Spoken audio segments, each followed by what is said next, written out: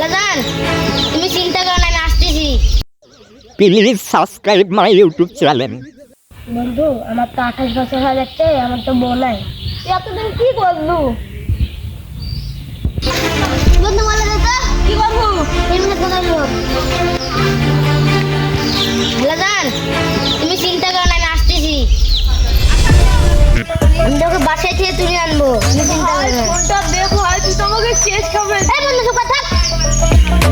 লাজান তুমি ওর কথা কিছু বুঝো না, আমি আসতেছি, থামো। জান তুমি যে তোমার কি সমস্যা আছে, তুমি কি মোবাইল কাটবা? আমি তো একটা জিনিস ভুলে গেছি, আমি একটা জিনিস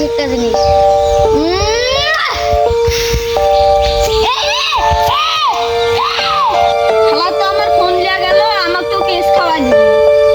শালা 28 বছরে প্রেম করতে হলো না, শালা 10 বছর প্রেম করলো। সো আমার জানকে তুই জানে সে কষ্ট হচ্ছে সব।